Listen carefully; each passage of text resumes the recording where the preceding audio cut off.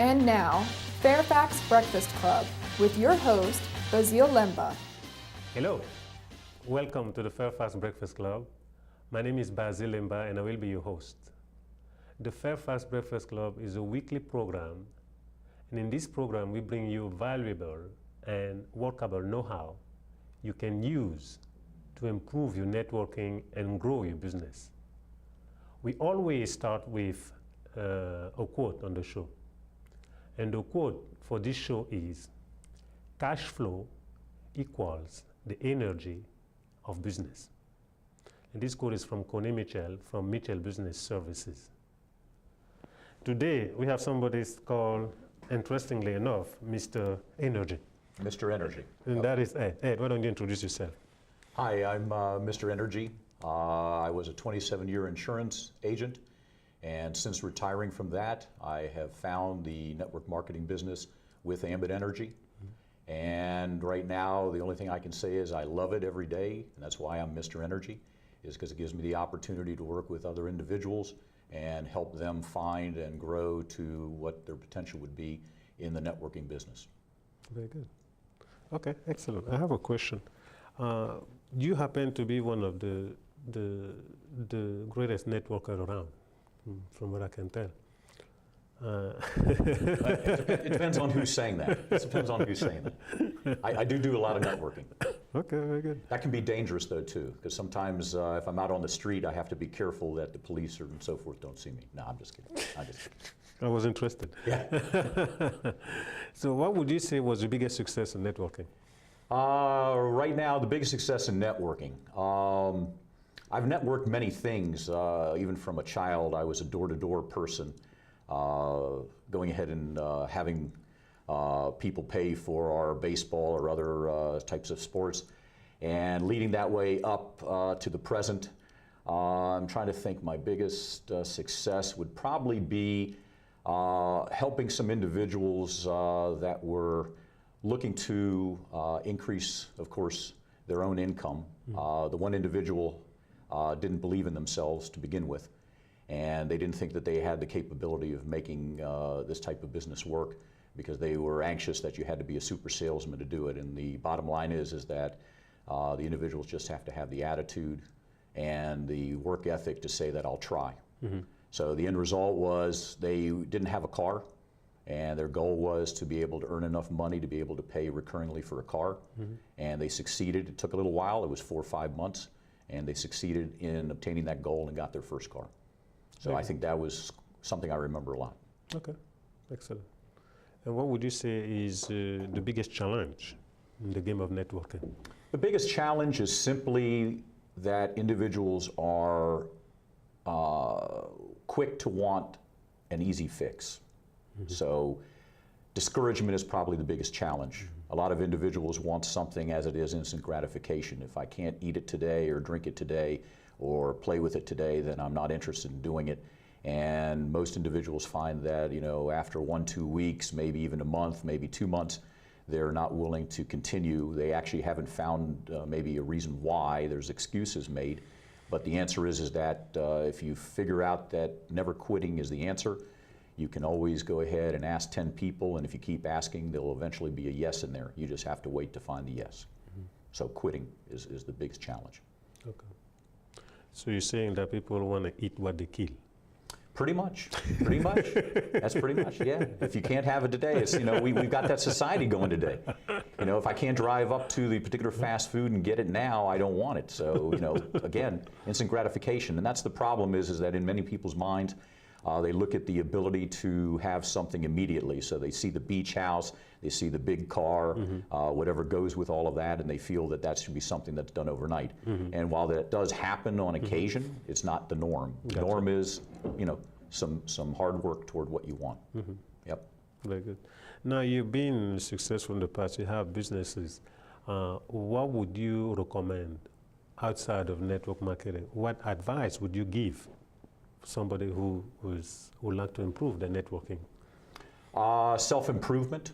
I've become an advocate of that insofar as Darren Hardy in his book, The Compound Effect says, if you change or do one thing daily, while it may not be something that will produce results in 1 or 2 days. If you do it continuously over weeks and months, and sometimes it may have to be years, you will find the results occurring. So self-improvement, instead of listening to the radio on the way home, listen to a CD from a particular author or somebody that you believe you could learn from. Go ahead and pop in a DVD if you're at home and have time, and especially read books. So that's what I would recommend anyone to do, because you're always here to learn, and every day if you're not actually open to learning, then unfortunately you're going to shut the door to your possibilities. Absolutely. Okay. So now, you've been in insurance for longer years? Sure. 27 years. 27 years. 27 years, yeah. So how was you going, and you have done well in that? Yeah, I had 5 agencies here in Northern Virginia, and we were the #1 ranking agency in the 5-state area for my company for the last 3 years before I had sold and retired. Gotcha. Yep.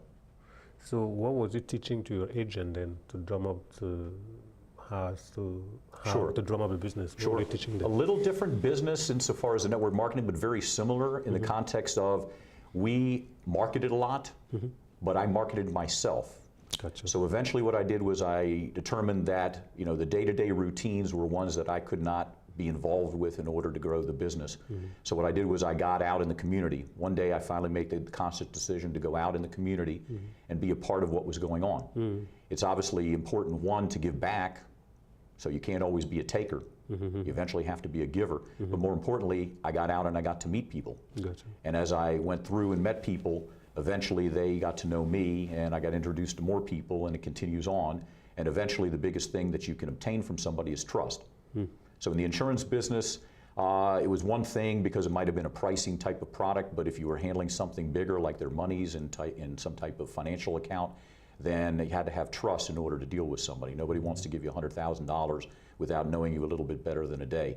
But if you continually see them and continually network with them and continue to be in front of them and do other things within the organization, and as you're giving back, people recognize that and then they trust you. So trust is the big factor, but networking to start. So that would be the one thing that I would recommend. It doesn't have to be dollars, it just has to be time, your conscious time and your ability to go out and do things and be part of the community. Very good, excellent. But you also remember, you keep doing things in the community because as far as I know, you're a member of a Rotary Club as well? Yeah, members of lots of things actually. Rotary Club, right here in Dunn-Loring, Merrifield. We have a lot of good things that we do. There's obviously Rotaries all over the, not only US, but internationally. President of the Greater Merrifield Business Association. I mean, also some other chambers such as Falls Church. I'm also in some national organizations, which is the National Association of my Professional Agents Association that I used to be affiliated with, and also Insurance and Financial Advisors.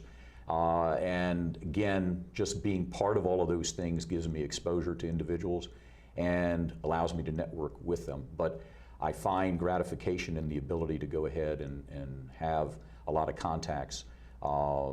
When you meet people and know what they do and know what eventually they're looking for, you can help them more than just on the surface. So because of that, I continue to do that. And I'm also involved with a lot of other nonprofits and children organizations and things like that.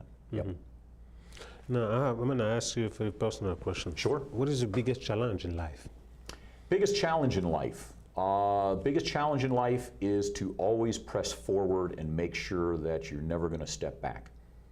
And what I mean by that is I, in growing up, was involved with a lot of sports. Always found that you can't be somebody who's going to quit. The game isn't over till the last second, till the last inning, to whatever the particular game is. And if you are going to give up, then you're never going to be able to forge forward and find new challenges and find new ways to accomplish. So that would be, for me, the biggest challenge. And to overcome it, you sometimes have to force yourself out of your comfort zone. I know that people are sometimes reluctant to go up to other people if they've just met them for the first time. And while I, at the beginning, wasn't maybe consciously one who did that very well, I forced myself to do it. So if I would go to any function, I'd be willing to go up and meet somebody that I've never seen before and walk right up and say hello. And by doing that, you actually, again, if it's out of your comfort zone, force yourself to do something that I think otherwise you wouldn't. So if you do the same thing in life with other things, it all works. Okay, good. Excellent, makes sense. Sorry. Now, the opposite question. What is your biggest success in life? Biggest success in life. Well, obviously, for personal things, having my daughter who's 18, that would be a big success. I grew up where my parents had a restaurant business for 33 years out of DC, and I jokingly say I was forced to work since I was 5 years old there. So as a result, it put a certain work ethic in me, but not everyone has to have a work ethic in order to be successful in what they want to do. But it's obviously something to where you have to, again, learn to have a certain work ethic to do it. So my biggest success, I would say that biggest success would be where I actually have been able to help. In this case, I sponsor children in other areas through some organizations. And I think the biggest success, even though there's been other personal goals that I've succeeded, would be the fact that I know that others that I've helped has made a difference in bringing them up and lifting them up. In my company, talking about John Maxwell, who I read books a lot and listen to him, they talk about lifting your lid. And by lifting your lid, it gives you the ability to grow. If you leave a cap on yourself, then you have only so far you can go. So the success would be that I know that I've consciously helped some others and changed their life. So for me personally, that I think would be the biggest thing. Okay, good, excellent. Okay, thank you. This is an excellent spot over here to take a break, and then we'll resume right after these messages. Thank you. I'm Bob Costas, and I've been broadcasting sports for a long time. Much of what I do is ad-libbed, but still one of the most important aspects of my job is being able to write. Narrations, essays, commentaries. It's essential to express those thoughts and concepts clearly and concisely. Good writing is essential for almost any career. And with today's advanced technology, the National Commission on Writing reports that the need to write well has never been more important. Writing is everybody's business. Well, welcome back. So again, with her, today we have Ed, who is the Ambit Energy Consultant. So who was talking about the different organizations you're part of? You mentioned the Road Rage, you mentioned the association. Sure. And what was the other one? I'm with a National Association of Insurance and Financial Advisors. I'm with a National Professional Agents Association from my previous company. And I support many other organizations from children through Children's International and so forth. The list would actually be pretty long, so I'm not going to bore everybody with that. No, that's understandable. Yeah. Okay, very good. That's understood. Now, you did us a favor of signing in for the expo we have coming up on May the 18th. Yeah, I'm looking forward to it. Yes, it's definitely. Fantastic. Yes. We had the last one in Chantilly at the complex center. We outgrown that place. We ran out of parking space. So we had to find a bigger space, as a matter of fact. Wow. So we found a place which is sitting right on Lee Road, and is the End Zone Community Center. That's where we'll have it. We want to have about 100 exhibitors. You are all welcome to join us. And a lot of businesses coming at that event. I'm one of them.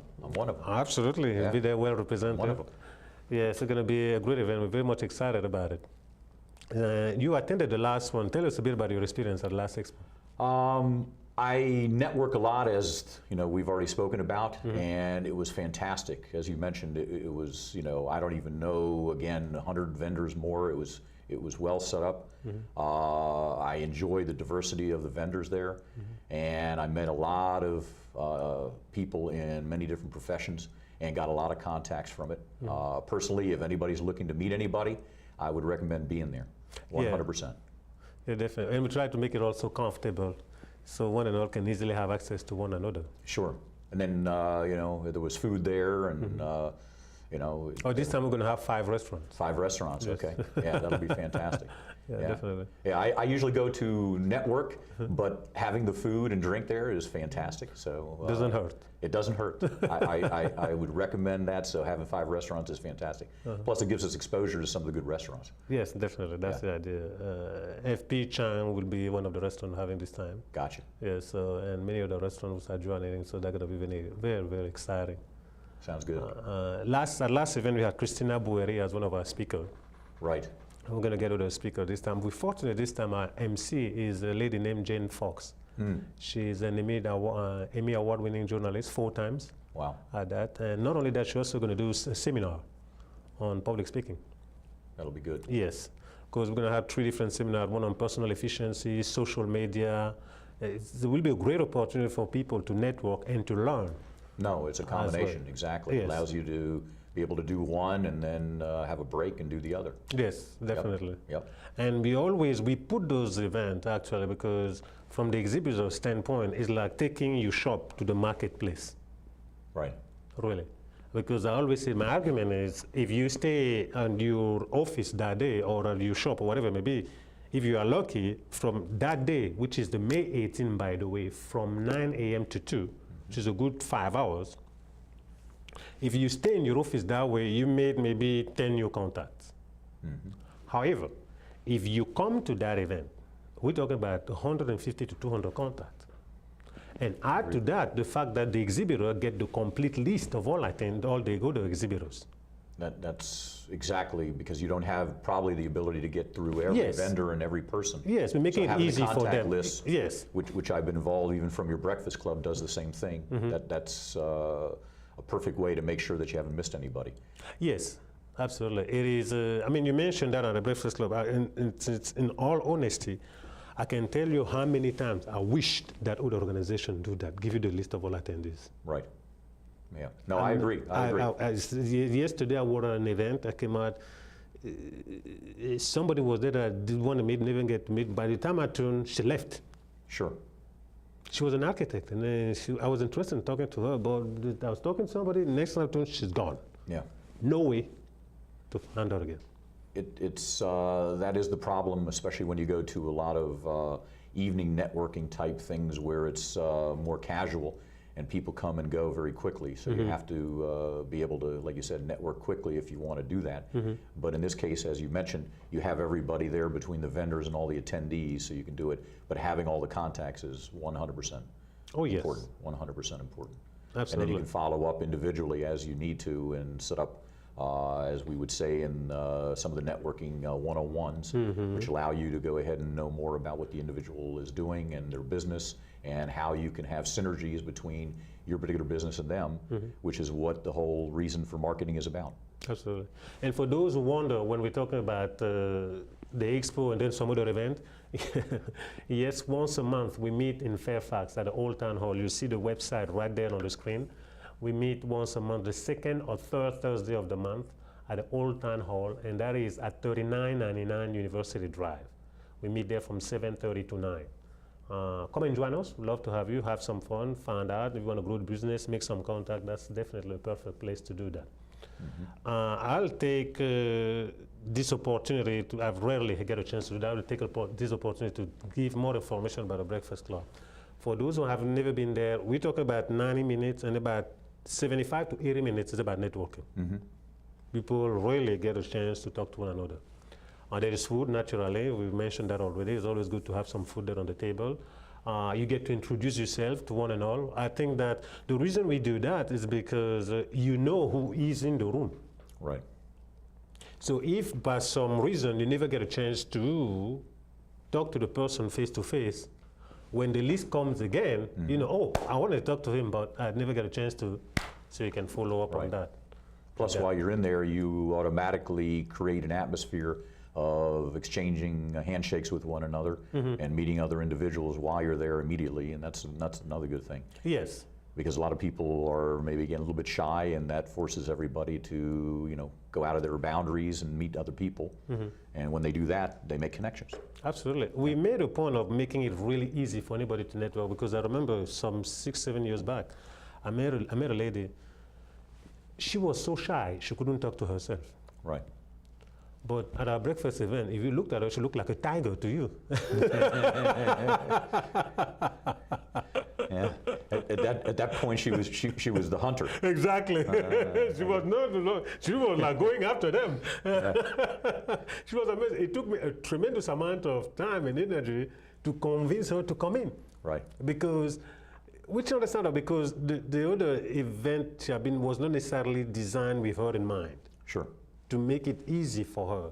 She always has to like maybe have to be a super duper speaker or that strong personality to be able to just network. Yeah. And the way we set it up, as you know how it's all run, Oh, yeah. it's like, it's pretty much effortless. Smiling face in front of you, say hello. I mean, that's as difficult as it gets. It's very simple. Yeah. And then when you rotate the individuals between those that are guests and new and those that are members, that's the quickest way to make a connection, exchange cards, know what each business is about. Absolutely. And you know that's what it's all about. Again, if it was not structured that way, everybody would be probably complacent at their own table, and maybe be able to even find out who was at their table. But in this case, you get to know pretty much everybody within the whole group that's shown up for that particular day. Absolutely, because there is a free networking where you can, from 7:30 to 8, you can meet and talk to whoever you want. Sure. And then everybody can introduce themselves so you know who's in the room. Now you get an opportunity. By the way, at all time, over 50% of the attendants are first-timers. Right. Each and every event. Yeah. And then you get to talk to all those first-timers. So it doesn't matter. We have people who have been coming for 6 years. Right. They always keep coming, and somebody told me once, well, I love coming because I never know who's going to be in the room. You'll never know. You never know. Even I do not know. Yeah. Agreed. And you pretty much hit about every industry. You pretty much hit about every industry. Yeah. There's people there that, you know, as you said, that you may not suspect, and it's not like going just to a particular industry function, which is limited. This allows you to really see a diverse group, which is great. Yes. Yeah. And you get a chance to talk to those new people. So every time you come, you're meeting new people, which I think is one of the dream situation for a business person. 100%. Because they want to bring in new people. They talk to Joe. Yeah, they met Joe Blow last time. Joe Blow says he's going to buy in 2 months or whatever. Now, what are they going to talk about? There's not much to talk about. Yeah. But now, new person give him something else and new, and that keep the interest up. And many times you'll not only meet on a business side, but you'll meet on a personal side. Yes. Because even in my Rotary today, I had 2 guests, and bottom line is one of them came in and said, wait a minute, you're a ballroom dancer, you're in my dance group. And I had no idea that the 2 individuals knew one another, but that's how they connected. It was totally unrelated to business. So you might even form a friendship, or you might find somebody who's in a particular type of sport or hobby that you like. Oh yeah, absolutely true. Yeah. We had best friend made there. I've seen people changing job in that room, contract being signed. It just happened. I truly believe if you just bring the people, which is what we're trying to do, bring people together and create a nice, agreeable atmosphere, it's going to happen. Right, agreed. We don't tell them what to do, and what have you. We just bring them together. We create a place where they're comfortable. And that's our job. Yep. Bring them together, create a comfortable, agreeable place. It does happen. 100%. And that's what does happen. Yes. Our next guest, for example, you just talked to him, Fred. Fred, he's a patron in our organizations, coming regularly. But one of the reasons I guess is because he met somebody, brought them to his organization, and that person was able to sign up the whole organization on employee benefits. Wow. Wow. How worth is that? It pays for itself just for your time. Yeah. And you could never have gotten that if you stay in your office. Absolutely. It's impossible. Impossible. That's what we tell people. The reason we do this thing is start there. You got to start with exposure, like putting it at the beginning in the pipeline. If you put something in the pipeline, and then maybe something will come out. It's sort of like, I just thought of an analogy, it's sort of like having a family tree on steroids. You get so many branches that before you know it, you'll be covering a wide base. And if, again, you stick with just the people you know, you're never going to have the opportunity to do that. Absolutely not. Yeah. Absolutely not. And that's what's fabulous. I guess one of the word I associate in my mind with networking is adventure. Yep. Just go and find out. And if you enjoy having an adventure, then it's even better. Yes, but if you do not, that's another story maybe. But sure. Well, if you again, even if you're not, you'll find a way to go ahead and be welcomed in, and you'll still expand. 100%. Because Absolutely. like you said, the ones that are shy usually find themselves able to break out of that shyness. Yes. I mean, that's probably one of the things I'm most proud of, because we can do something for the guy who, for whatever reason, is shy. Right. But here we're creating a space where he's comfortable, he can partake in it. A lady told me once, I love your event because I could be sitting next to a CEO but doesn't feel like that. Right. because the field is level. It's just like me sitting talking to you. I'm thinking of how can I help you, how can you help me? 100%. Yes, everything else is just cast aside. Yep. And I can attest to the reality of it, because when the group of people are talking to one another as we have them, when those two beings are talking to one another, the rest of the world does not matter. Sure.